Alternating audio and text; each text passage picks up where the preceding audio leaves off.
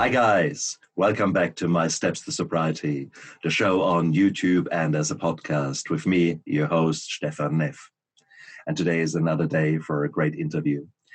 I have got another really important guest for me because I am the dad of two young men. One of them today has flown the cuckoo nest, well, actually left home, shall I say, although cuckoo nest is probably quite appropriate for our household, but that's another story. So he has just left, but I'm left with one teenager. And yeah, of course there are problems. And I have got Helen Wills with me, the teenage whisperer. The woman who, by necessity, has gone where most of us are struggling to go, actually understanding this beautiful, strange beast of a teenager. So Helen, I'm so pleased that you're on my show. Let's bounce this ball around and let's figure out, or let's learn from you what you figured out is important. Thank you for having me. What an introduction. The teenage whisperer. I love it. It is one of the most challenging topics for us parents, because for me as a doctor to deal with all kind of psychopathology is actually not so difficult. You know, I'm the doctor, this is the patient, easy. Now, I'm the dad, this is the son, and the same pathology. Oh boy, complete different.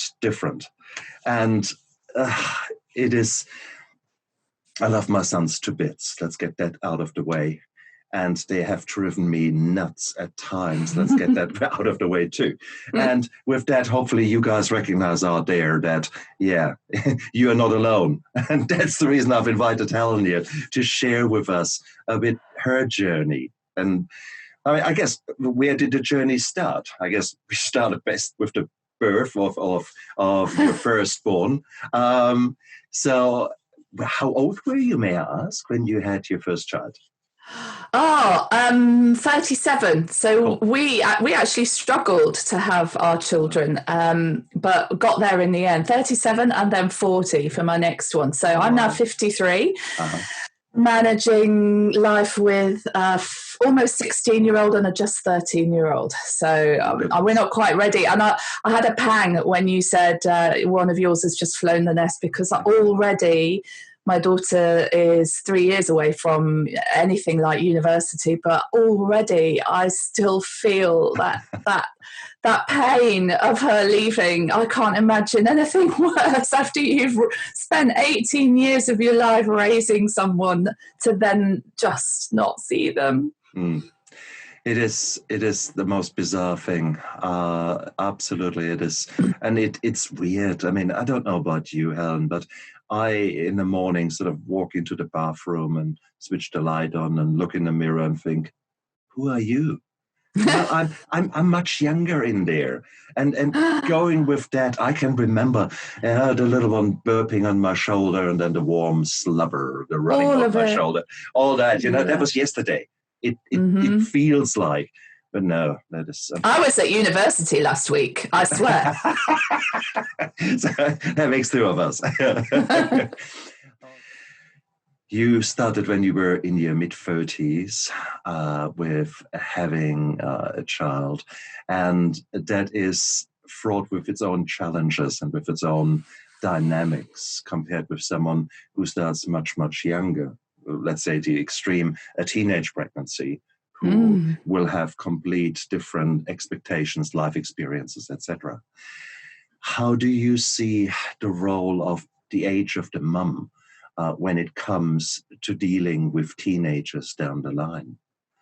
Do you see it as more an advantage of having the maturity, or is it more a disadvantage because maybe you're a little bit too old? Yeah, do you know what? I don't think there's any perfect age to be a parent. My sister-in-law always says to me that she wished she'd had her children much younger, because she'd have had the energy and then she would have had time afterwards to have her own life. equally, I had so much life before I had my kids, and I don't regret that at all. But yeah, I'd love to have way more energy now. I collapse at the end of the night. In fact, my kids are up later than me most nights. And that's a thing that you learn to come to terms with, the fact that you're asleep and your kids are still living their lives, isn't it? That's such a strange feeling.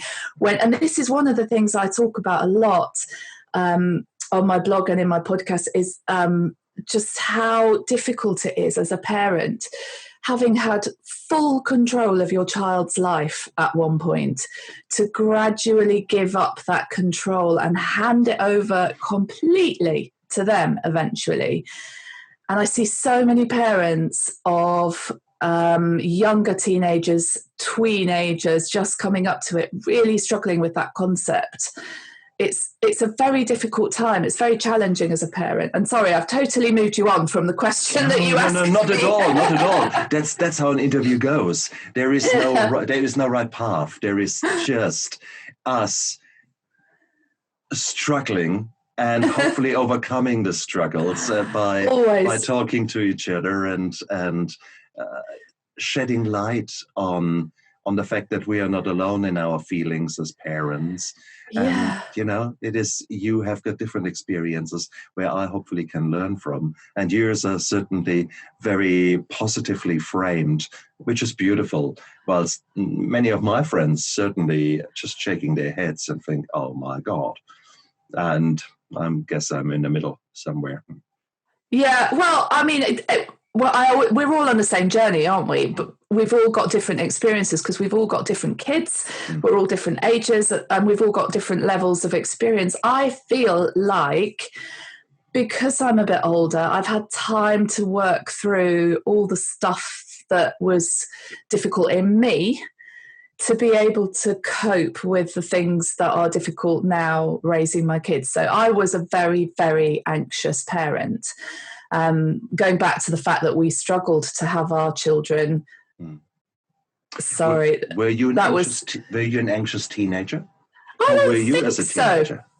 So. No, I don't think so. But looking back, I was a very high-performing teenager, an academic. I wanted feedback. So I was one of those kids who was an A student, not because I particularly enjoyed the subjects. I was an A student in everything because I needed the recognition of getting that A, of people saying, all my reports say conscientious, diligent, hardworking, and that's what I've done all my life. I've wanted praise from other people. So looking back, although I wouldn't have identified it at the time as anxiety, maybe there was something there that I found difficult. I needed that feedback. And certainly I'm a perfectionist and have been all through my life, was as a newborn mother. And as you know, you cannot be a perfectionist with a new baby. No, most women can't be anything with a new baby. No. The mummy brain is just such an amazing thing. And the good news is, of course, it comes back after a year or two, but I haven't yet met a woman who can say, oh yeah, I remember that well. And it was just, we just did it. Yeah. I think my sister-in-law probably did, actually. She's very chilled, and she's now a grandmother, and she just gets on with it. But yeah, I think it's incredibly stressful. She's bullshitting, honestly.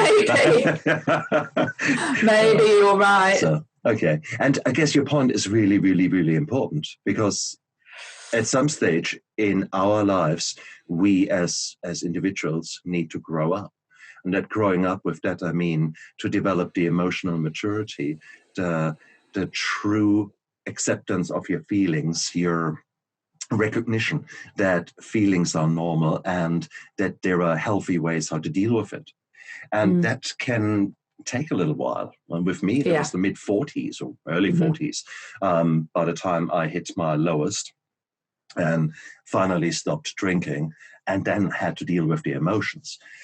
So I'm a late starter from that angle. Now, not too many people have got the advantages of being in a household where they are taught the good virtues, the healthy ways of dealing with it, even if they are told and taught what to do. Some of them choose to do the exact opposite because they are teenagers, because they want to live it out. And it's just that craziness. So one way or the other, we all seem to be destined to stuff up somewhere along the journey. And it's just amazing, isn't it? And I guess that there's one point already to accept that we are not living perfect, beautiful lives. We are who we are. Yeah, totally. And I don't know if I've mentioned this before to you, Stefan, but the turning point for me in realizing that all this perfectionism to strive for the perfect life was never going to happen, and I had to come to terms with that and be happy with the life that I had, was my daughter was diagnosed with type 1 diabetes. Did I tell you that previously? I did not know. No, so that's the thing that did it for me. And this was 6 years ago, so I was in my late 40s too. Type 1 diabetes is a hell of a life changer. It really, really is in so many ways. It impacts in every moment of every day and night while you're asleep. Blood sugar is a crazy animal that cannot be controlled. All you can do with it is manage it moment to moment. And it literally changed the whole family's life. And it's devastating when something terrible happens to your child, because you have a dream for them that their life will be perfect. Just as you were saying, as you grow up, you imagine you'll have the perfect life, and then things get in the way. You don't have the perfect life. You keep trying for the perfect life. And it's not until you realize that doesn't exist that you can learn to appreciate life as it is. But then you have a child, and you still fall victim to that. You still feel like, this is where I can create the perfect life. I can give that to my child. And then your child doesn't get the perfect life in a dramatic way. It's a lot to come to terms with. And on top of that, there's you are judged by the outside world when you have a medical condition like that, because it's not well understood. People don't get it. People think it's a couple of injections, stop eating sweets, you'll be fine. And actually, you come to realize once you live with it that it's way bigger than that. And so people's misunderstandings of it and the isolation you feel in having something that no one else has is incredibly difficult to come to terms with. So that was my turning point. And I would say that cured me of all my perfectionism. It cured me of all the anxieties I had about, in 3 years' time when my child goes to university, what's going to happen? Because I don't think about that anymore, really. I think about what's going to happen today, and have we done enough work to plan for the thing she's going to do next weekend? That's about as far as I go. And that allows me to live in the moment, in the day that I'm in, the week that we're in, and enjoy the things that we've got, because I can't control the bigger stuff. But it wasn't until that big thing happened that I realized I can't control the big stuff. What a blow. No doubt. No doubt. Is there, and you then have to realize, for you listeners out there, the blood sugar control is quite a huge thing. If you think about what you want to achieve when you guys are having that craving for whatever it is, let's say a donut, oh yummy, what will happen is your blood sugar goes doof, and then you have got half an hour of bliss and energy, and then it comes crashing down because the insulin response comes and you're tired and you're whacked over the head. Well, that is just one donut or one chocolate bar, etc. And that is a healthy, quotation mark, response. That is a typical response to immediately dissolved and absorbed sugars. Now, can you imagine if that is out of kilter?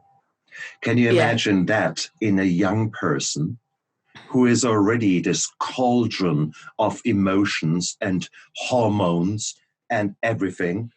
Can you now imagine just, putting some speed in there from now and then putting some, I don't know, downers in there, shake before use. Here, darling, see what happens. That is essentially the life that you are living. It is. Oh, yeah, effectively. And what I hadn't realised is insulin is a hormone, and so many other things in our bodies are hormones. And you get to learn this. Cortisol has an effect on blood sugar. Adrenaline has an effect on blood sugar. And those are all kinds of levels in a teenager. So it's impossible. And she can eat the donut, but she has to take an insulin shot half an hour before and then wait and watch her friends eating their donuts before she can eat hers to try and match it with the arrival of that insulin in her system. So it's life-changing. But it's actually really good when you suddenly are confronted with what happens underneath the skin, because then suddenly when you realize, wow, okay, now we have got cortisol levels high due to stress, let's say exams or performance anxiety because she plays Snow White in a play. Well, you can imagine what kind of survival hormones go through the body as surges, and the adrenaline, the cortisol, etc. So you can see what that does to you, how you respond to stress, how you sometimes become distressed. And there we are. That is with a mature kind of hormonal system. Now to actually imagine kiddos, young teenage it's impossible. Boys and girls, both going. And it's interesting, now that you say that, now that we're discussing the diabetes, it's so blatantly obvious to me. Yet, have I thought about it in the last 5 years? Not a sausage. And that is the crazy thing. As parents, we are so close to it. You just can't see the bloody forest from trees, or trees for the forest, however round it goes. Yeah, totally. Exactly that. And actually, diabetes is fascinating. If I didn't have to live with it, I'd love to work with it. It has taught me so much about the body and so much about what goes on in their systems and why that therefore has an impact on their behavior and the way things are for them day to day. You know that saying that kids grow overnight or during the holidays, and it's absolutely true. And you can see it in blood sugar levels, because when you have growth hormone in your body, your blood sugar goes sky high and you need way, way, way more insulin to keep it regulated. And it happens in the night. So she's thankfully finished with most of her growing now. But when she was going through that big growth spurt that teenagers do, I would see it. She'd go to bed. I'd know when she fell asleep because the blood sugar would start rising. With a monitor, we can see it every 5 minutes. It's great. But it would start rising. And after the first night, I'd know. And I'd go, oh, here we go again. I need to put a load of insulin into her body right now, way more than I would normally put in. And that's risky.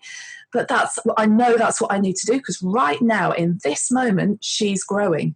And I could see it.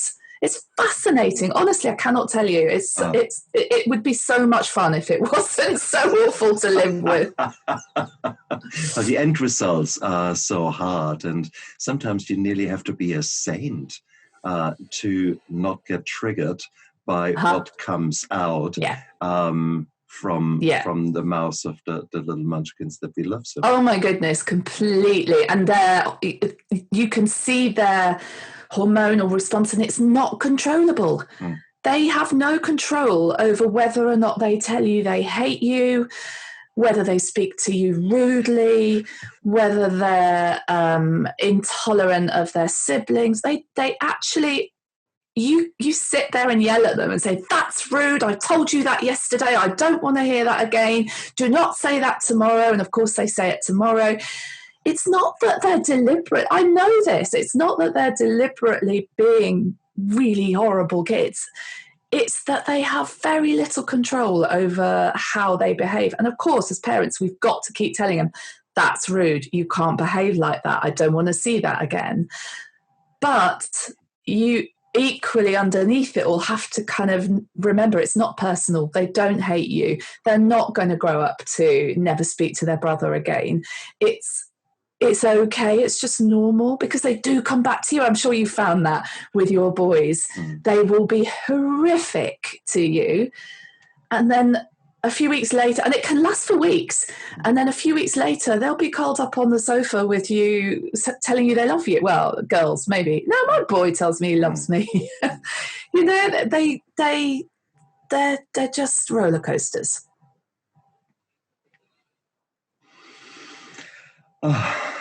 You're so right. You're so right. I like the idea we should implant them with a few chips. And then actually get sort of 5-minute printouts. I like that. There is, I think you are onto something there. We need to talk.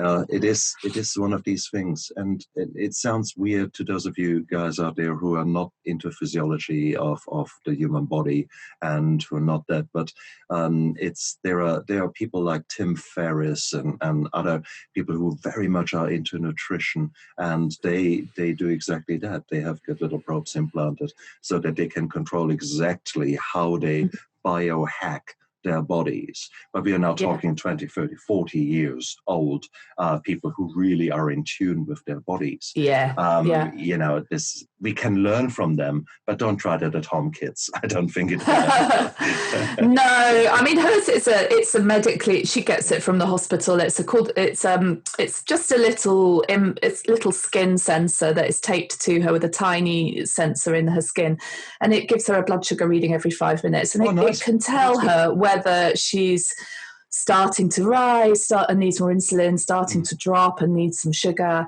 and it just helps. But as you say, there are plenty of athletes starting to use exactly the same device to manage their blood sugar and keep themselves in a good range for performance and give themselves feedback on what their body does when they're doing certain exercises.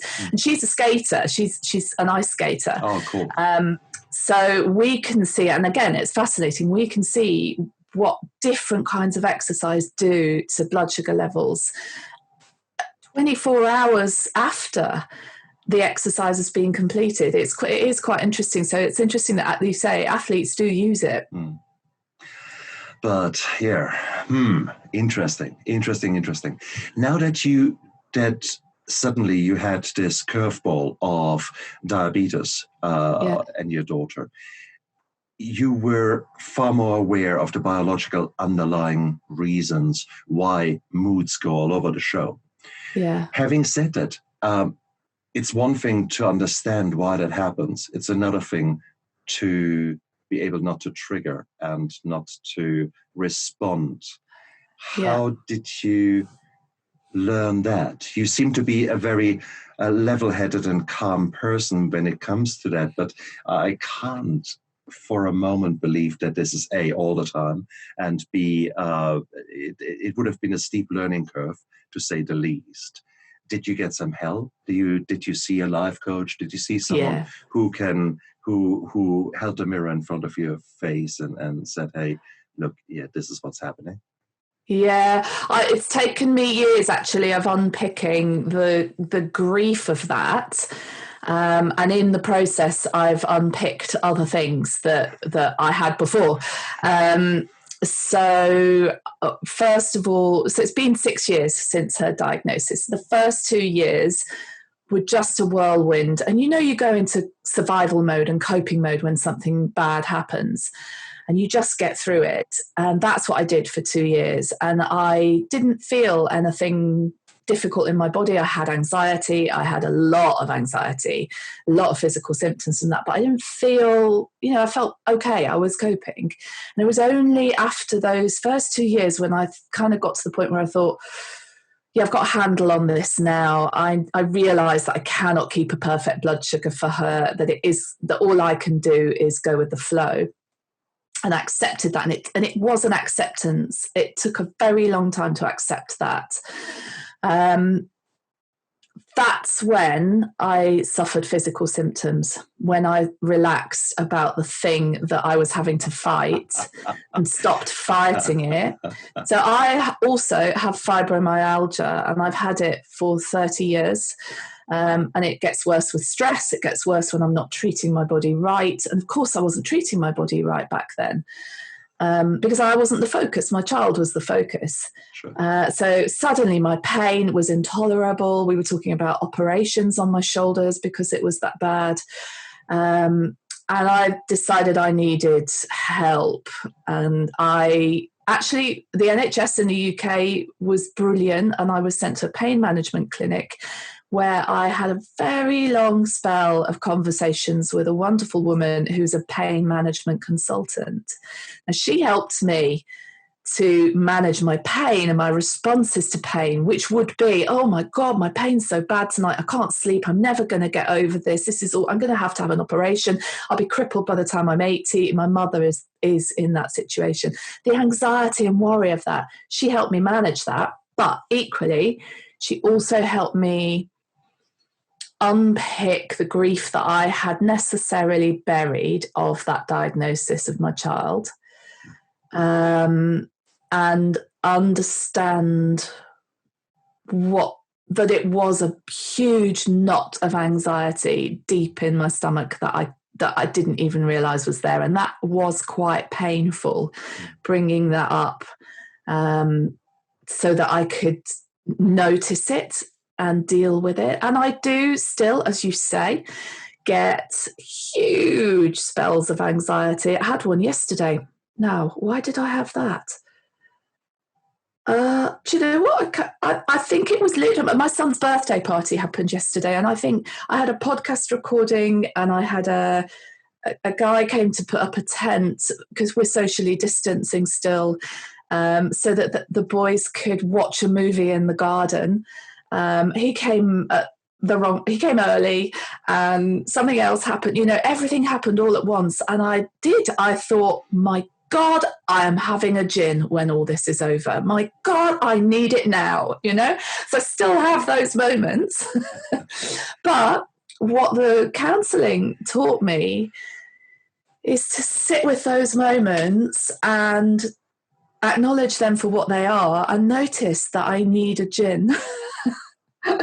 Or a piece of cake, or whatever it is that I would previously have had to numb the whirlwind that's going on inside my body, because I don't want to have to deal with it right now, because I've got a guy putting up a tent and a podcast to record.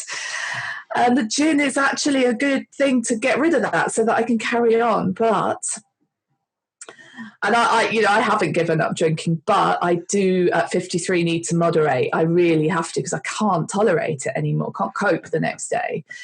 And so I've learned to sit with difficult feelings and breathe or think differently or go for a quick jog or whatever it does to just take the edge off in a different way, so that I can then sit down later and go, gosh, that was stressful and I handled it this way, and I might handle it that way again or differently in the future. And to acknowledge that actually those big stress moments are always going to come, because that's life. You can't avoid stress in life, but you can manage how you deal with it. And going back to the teenager thing, no, I do not always manage that beautifully, and I do more frequently than I would like end up yelling, sometimes swearing at my kids. I do, of course, because they push all of my buttons at the same time for longer than I can cope with, and I break. But what I do after that is say sorry. I apologize to my kids. And if there's one thing that I was able to instill into my boys, after rehab, I was able to role model that, yes, from now and then you fly off the handle, but then you actually acknowledge what was happening. Doesn't matter. It doesn't need to be right now, but, take 15 minutes out and then come back and get your shit straight in front of everyone and talk honest and humble and said, look, I really didn't handle that well. guys, yes, you were dicks, but the way I responded was just stupid. I do apologize. So to actually stand like that, stand like a man truly there in control of your own emotions is such a powerful thing. I think after a few good things I've done, that is what I was able to instill in them. And I see it other way around. The boys have taken that on, and that's beautiful. But you have to model it. You have to, teenagers and younger kids will behave exactly like you behave. They're little mirrors, and that's hard to swallow. So therefore, when we talk about teenagers, we really need to talk about us. And that's bloody difficult, isn't it? It's emotions. It's true. Unless you go through something like you with your fibromyalgia and then get introduced to cognitive behavioral therapy like the CBT or other techniques that allow you to control your emotions in response to the invariable disasters and chaoses that life will throw at you. You're still on a very bad footing if you don't know these techniques. So therefore, if you're out there and at the moment just ripping your hair out, then high time to look at yourself and high time to look after yourself and high time to learn to love yourself. And once you love yourself, then it's so much easier to work with the hormone bundle that happens to be your son or daughter. Yeah, totally. And there is so much available now. I would always urge people to seek counselling or help. There's online things. If you don't even have to talk to anybody if you don't want to. There's all manner of things to learn, different coping strategies. But I do think the thing that helped me to turn my corner, and I'm still on that curve, was the quite prolonged sessions with this lady who, and you need to click with someone as well. I've seen people before, but this woman I really clicked with, and I really felt like she understood the things that I personally was dealing with. And she, seeing someone isn't a cure. I think previously when I'd seen people, I thought, well, I'll see this person for 10 weeks and I'll be sorted. It's not. It's a schooling, isn't it? It's more of it's always work. You never are done with this, but those people will help you learn the techniques to manage the difficult things in your life. That's how I look at it. And guys, let's be real. Life changes. Life is very dynamic. And you think you have sorted one thing out, and you might have developed actually some really cool sets of skills that work for X, Y, and Z.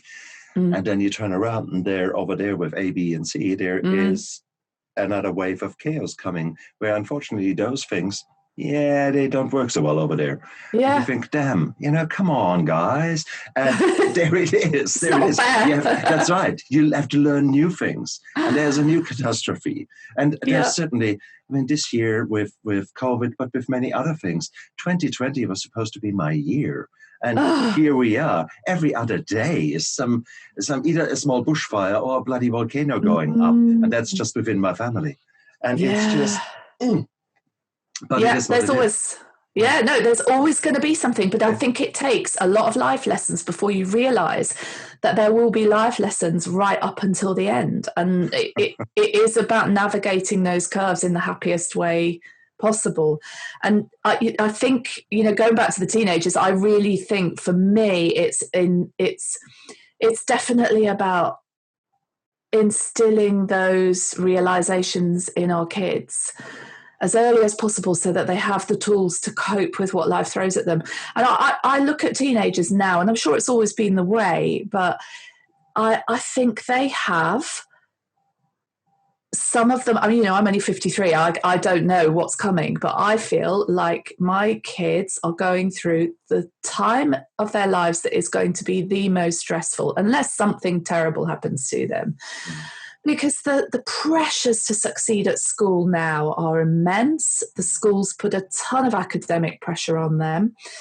the pressure to get a great job, to perform, to be a professional, to be a lawyer. Our schools are desperate for our kids to be scientists and doctors and lawyers, to be a good sibling, to be a good child, to look after your parents, to be, and that's before we get started on the internet and social media, and to look right and to have the best boyfriend and to drink the most alcohol in the park, or to all of those things that our kids are dealing with. I think it is mega stressful, as well as the hormones that they've got going on. So I think as parents, to realize what they're going through is so important, and then to have the tools to help them. And I think parents of teenagers struggle because they don't necessarily have those tools, and they're not easy to find. Whereas when I started, I was writing about the cute and funny anecdotes of kids and the crazy things they did that made life difficult for me as a mum. There would be another 200 mums on the internet talking about exactly the same thing. So I could finish my day and sit in front of my laptop and go, oh God, it's all right. This is just normal. Everyone else is going through it. But when they're teenagers, suddenly that information dries up. Parents do not talk openly on the internet about the crap that's going on with their teenagers, because their teenagers can read it, and so can their friends. So all that anecdotal advice just dries up, and there's nothing. And I think that's a reason why teenagers struggle. Sorry, I've just given you an enormously long answer with myriad different paths down it, but teenagers need to learn coping strategies and to realise that life is not perfect. And parents need coping strategies to help their teens. And need to learn that life is not perfect. And because we know life was not perfect for us. So what do? We completely transfer absolutely everything that was ever wrong in our life. Oh, no, that won't happen with my child. And then you have got the additional pressure, because some shit has happened with your parents and you. There's no doubt about that. I was, whatever happened with me, I didn't have a great childhood, but I certainly am more academically driven and more probably strict. And I want to put lines into the sand for my boys. My wife had a very different upbringing, more stricter. Therefore, for her now to be strict to the boys, no. Yeah. Now she wants them to have the freedom. And sort of, you've got all these kind of dynamics happening. And that is normal. That is just a flow down effect, a trickle down effect from the problems that you had as a teenager. You might not realize that you had them, but you were affected by things. And those things that might be as simple as someone looking bad at you, or a harsh word that was said that you never forgot, and that was so going against your upset emotional state as a teenager, and it was deeply ingrained in your brain. But then you forget about it, you put heaps of stuff on top, and then suddenly you have got teenagers again, and now that shit comes back out. So there you are, you're dealing with your own teenager years, where things are left undealt with, and now you're dealing with your teenager, and you're dealing with actually the teenage period of your significant other, because your husband, your wife is the same thing. It's a chaos. It really is. Yeah. So it's fascinating. Well, I'm too close to it. I'm just coming home, try to gauge, okay, do I need to resuscitate or do I need to kill someone? No? Good. Has someone cooked me dinner? No? Okay. Fine. Has someone taken the trash out? No? Good, as usual. And so on. It's that kind of a thing. And it is, I find myself still actually rolling with the punches, trying to lead a life that they can role model from. But that doesn't mean to say that with even all my insight as a doctor and as an alcoholic in recovery, even with all those tools, it doesn't mean to say that it's easy. No. And it's firefighting, isn't it? A lot of the time, that's parenting. It's firefighting because you're not in control of your situations because there's 2 or 3 or more individuals impacting on it in their own way all of the time. Exactly. And that's where I'm intrigued, because you run a podcast, don't you? Mm-hmm. A podcast where you actually try to tease apart those teenage experiences, but you tease them apart in the grown-ups and try to figure out, talking to so-called adults. Sometimes that might be a rather loose term, but at least biologically they should be adult, and talking with them about the things that happened to them when they were teenagers, isn't it? Tell us a bit about that. Yeah, well, I wanted to start a podcast. I've wanted to do it for a long time. And, I'm a writer. I write about parenting and kids. And my writing, it was all cute and funny stuff that happened with my toddlers on a typical mummy blog that did really well. And that's how I make my living. But as soon as they got past the age of 11 or 12, well, before that, really, they weren't funny anymore. They just weren't funny in the same way, and they weren't as cute. And so there was less to write about, and I struggled for a while to know how to write about them that was engaging.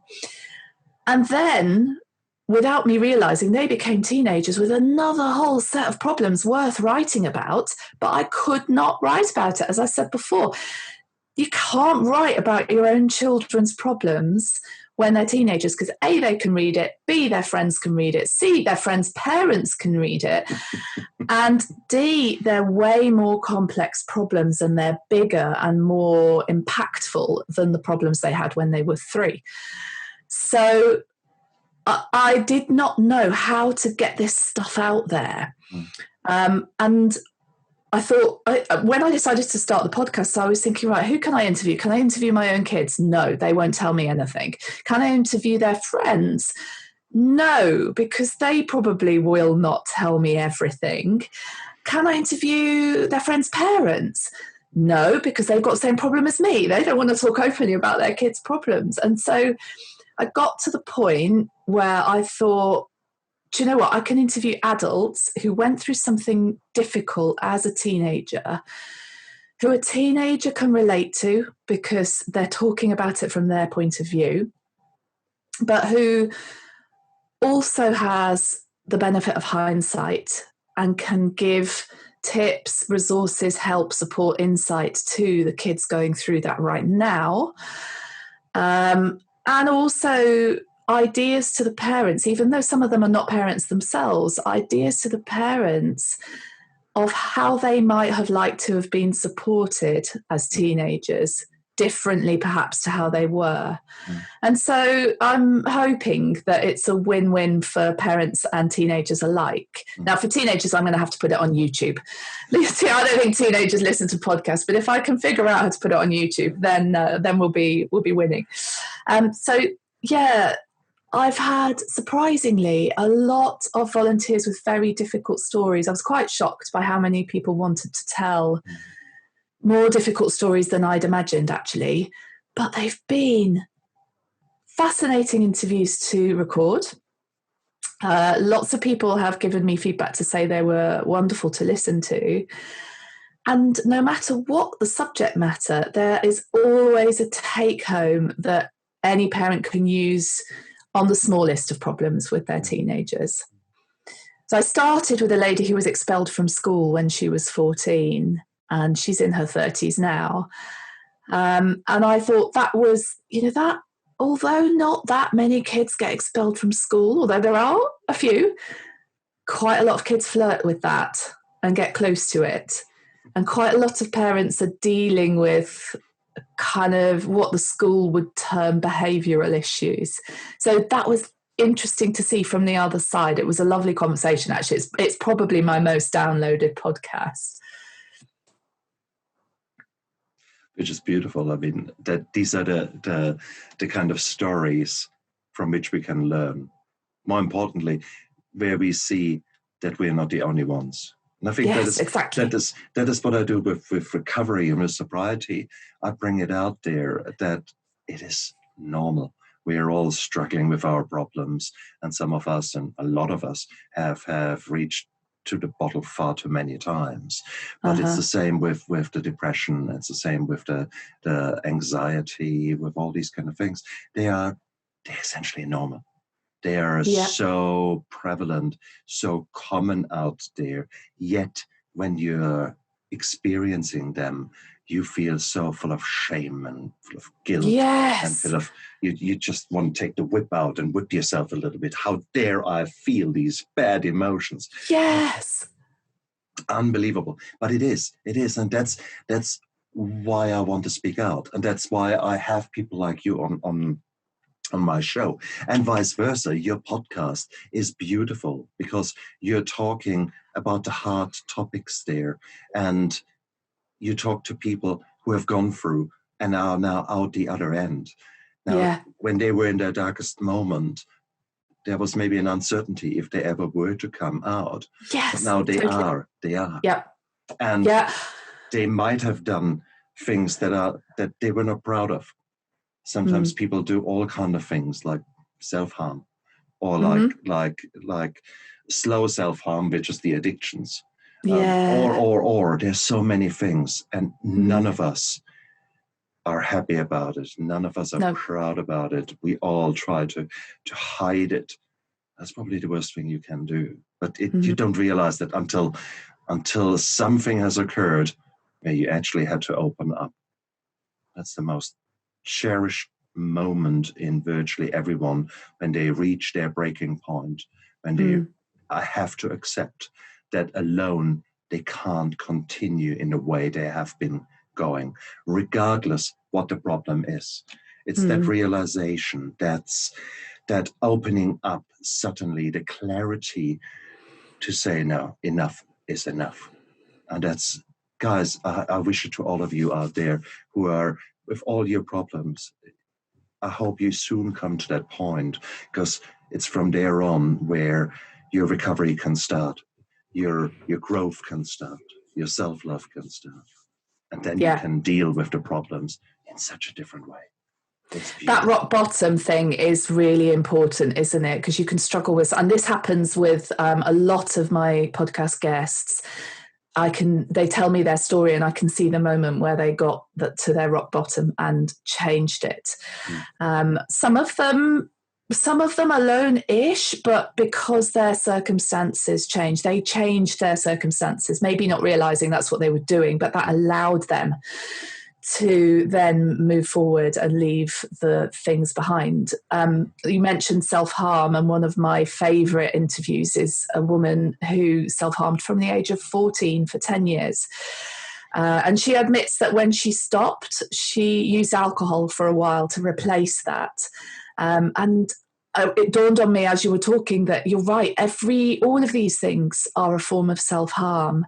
I have a wonderful young man who I haven't published yet for my new series, who suffered with bulimia as a teenager, badly, really badly. And it took moving hometown to live with other people and in a different place for him to be able to shift and manage that eating disorder, manage that affliction, manage that self-harm that he was doing to himself.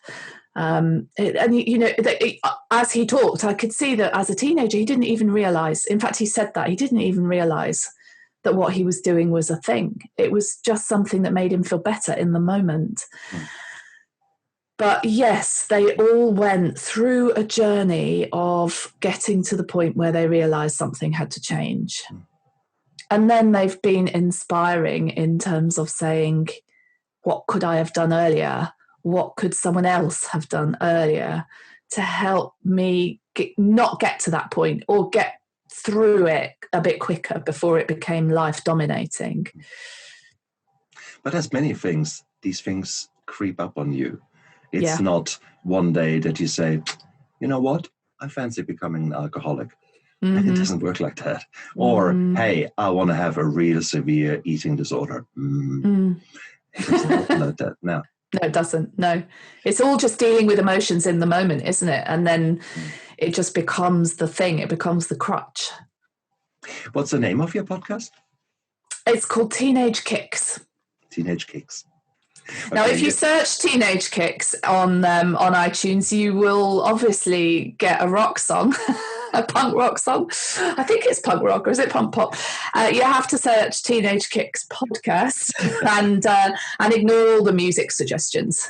Okay, that's cool. I think you've got a new subscriber because I'm all intrigued now to hear more about that, because it's those journeys where people talk honestly about their feelings, often very painful feelings, that then change the whole dynamic for them. Yeah. It was for me to speak up, and the first time in rehab, tell my story and tell my frustration and my emotions, etc., was actually an incredibly liberating and beautiful experience. It is to actually be honest and no longer care about what people think about you. It's the most beautiful feeling, absolutely beautiful. And I think prior to this interview, we had a little chat, and you were saying that you did your interviews typically face to face because it was not so uncommon that people would cry and would show their emotions. Were these always tears of pain, or were they tears to a certain degree of relief, of finally coming out with something that was burdening them for such a long time? I think it was more recognition, because these are people who've gone through the process and come out the other side. And I desperately wanted that so that we could offer a positive perspective to families who might be going through terrible things. But I think I'm thinking of two of them right now. I think it was recognition of those young people in their past and what they had gone through and what they had suffered, because I think they were brave through all of it, and came out the other side and recognized that they're in a good place, and that's okay, and that happened, but never mind, we're fine now.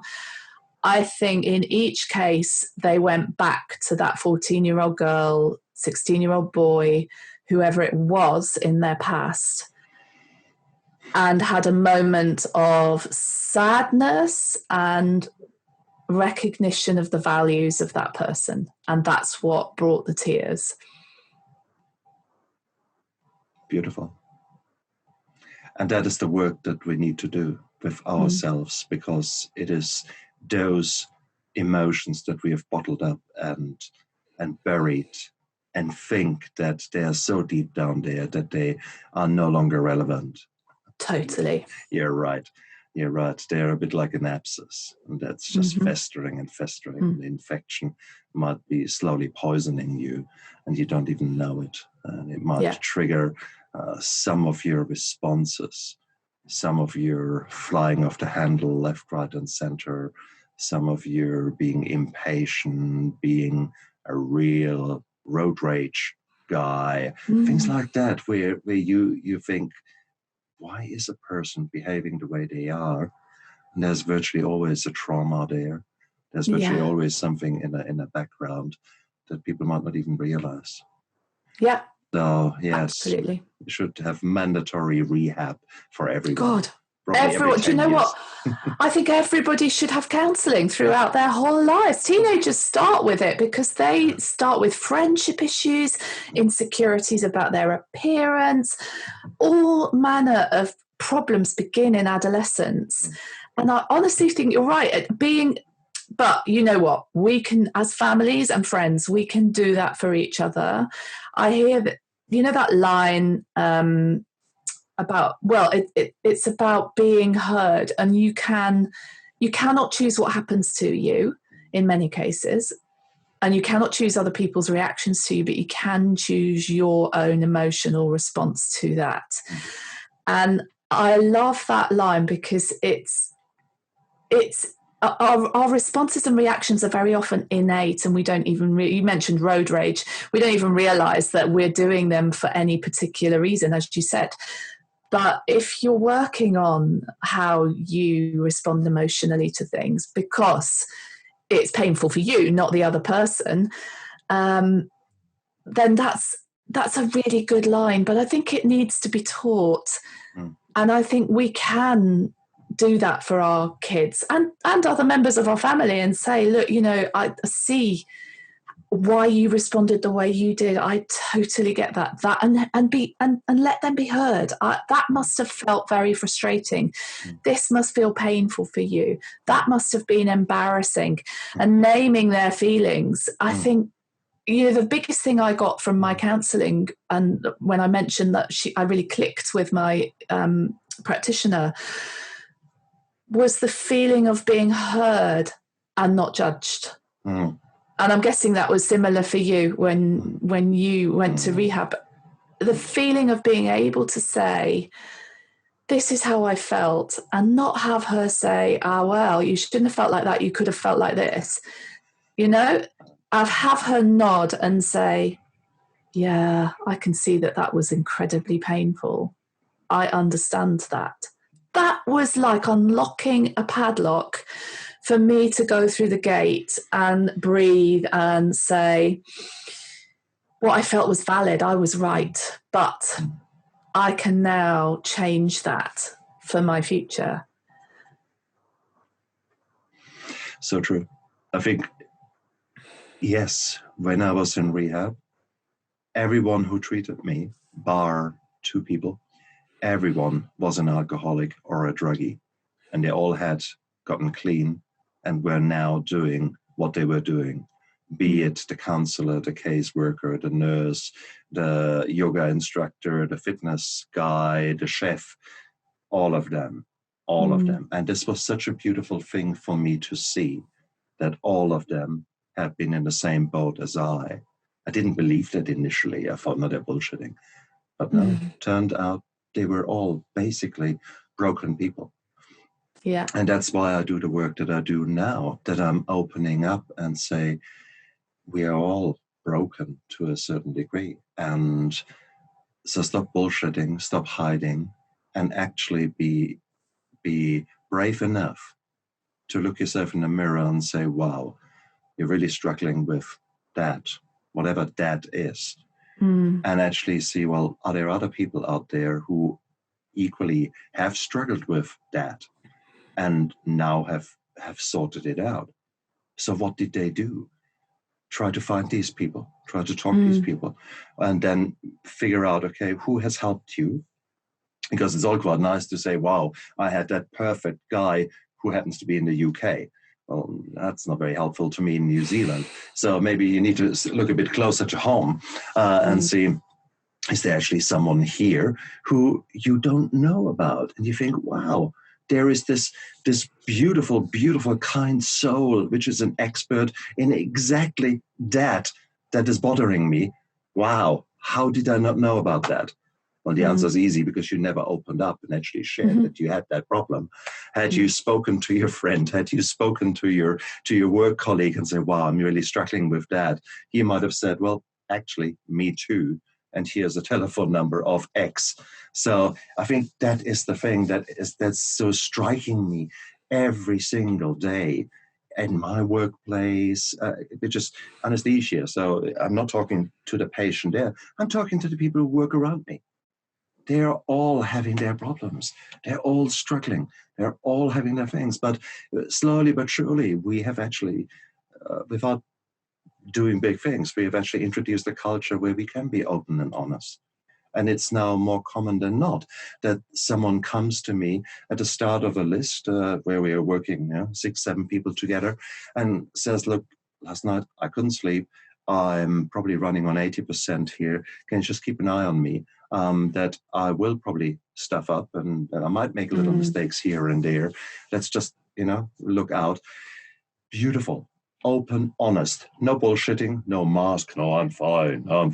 Yeah, we do that, don't we? Well, exactly. And it's that kind of thing. And that is beautiful to see that openness and humility and honesty coming through in the workplace, and therefore us becoming safer teams in theatre and more effective teams, and teams that go home nodding to each other and say, wow, that was a shit day, but we did really well, kind of a thing. Because the days will be not all perfect. It is just, yeah. Oh, hell. So teenage kicks, I think, if you guys are out there struggling with your teenagers, or maybe struggling with your past that has never been resolved, then I can imagine far worse places than actually listening to some of the stories on your podcast and maybe thinking about maybe knocking on your door, Helen, to say, well, actually, I've got a story. Oh, yes, please. Well, that's right. I mean, how would you feel if people sort of approach you and say, hey, how do I go about becoming a guest on your show? Yeah, absolutely. I'm always looking for good stories, and anything that will help other people going through their own struggles is worth telling. So yeah, definitely. There's contact details on all of my podcast episodes or on my blog. You can find me. So again, Teenage Kicks out there. And on which platform are you podcasting? All of them. Yeah, pretty much all of them. Yeah.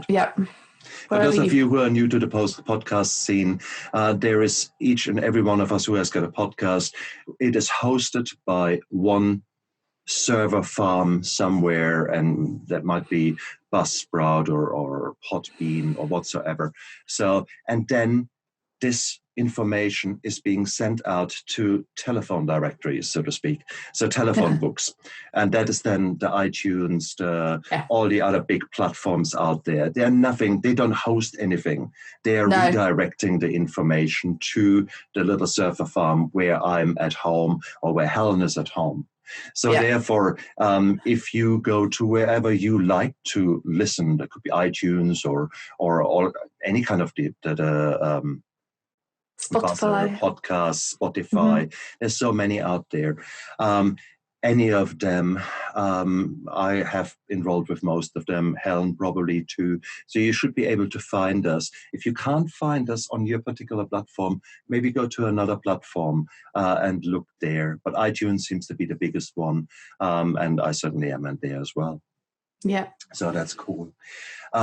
No, let's be open, guys. Let's be honest with each other.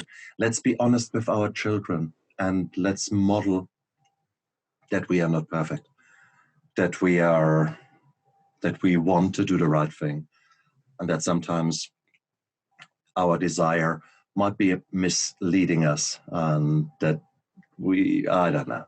There's so many emotions, and it's constantly changing in me, my kids, the interaction of which, it's just, let's make the most out of it and give us the benefit of the doubt. Look into your own anger. Why are you getting so short with your kids? Is it because you're hungry, angry, tired, lonely, thirsty? Are these sort of is that really what's going on? Are the kids really the dickheads that you think they are? Or is it actually that you need a bit of a break, that you need to actually look after yourself? So good question to ask next time before you explode. And then the other thing is, if they're exploding, well, how do you deal with that? And do what you can do, and then give them a hug if they let you. If they don't let you, still give them a hug. Sometimes that works. You just hold them, and they can jump up and down, but that's it. You just keep holding them until they laugh, and then it does work. Cool. Helen, it was such a lovely interview. Thank you so much for being honest and just chatting with me, because we all have got the same frustrations, and you would have gone through some hard times with your kiddos, but there you are, positive and trying to figure out what's the underlying thing that is happening and bring it out there in the form of your stories. So you're a storyteller, so to speak, which is wonderful, wonderful, wonderful, because that is the more stories we can listen to, the more we can learn. We don't have to do all the mistakes ourselves. I'm very good in that. I mean, and I don't just make them once. I make them 5, 6 times to be sure. Okay. Yeah, totally. Yeah. So, but maybe it helps to listen to others and actually get some insights, what worked for them or what bothered them. And like today, it's in this interview with you, you dug up some things in my teenage years, which I need to think about now. Because it is what it is. There were not nice times, and half of them are buried and never were dealt with, and they're coming out. It is what it is. Yeah, totally. And I never want any parent to be scared of the teenage years, and that's something I see a lot of. I never want that. Right. Because it's good. We can get through it. But as you say, listening to other people's stories helps. Helen, thank you so much for your time, for your effort, for your tenacity to be out there and to collect these witness statements, because you're doing it to make this world a little bit of a better place, one interview after the other. And that's exactly how I work. This world needs the help, all the help we can get at the moment. So let's keep working out there. Let's work together. Let's collaborate, all of us. And God, we might even change the way that people think and make that a bit of a nicer place. Yeah, absolutely. Thank you so much for having me. It's been brilliant. Absolute honor. You guys out there, look after yourself. Have a fantastic time. Until the next video. Bye. Dream on, dream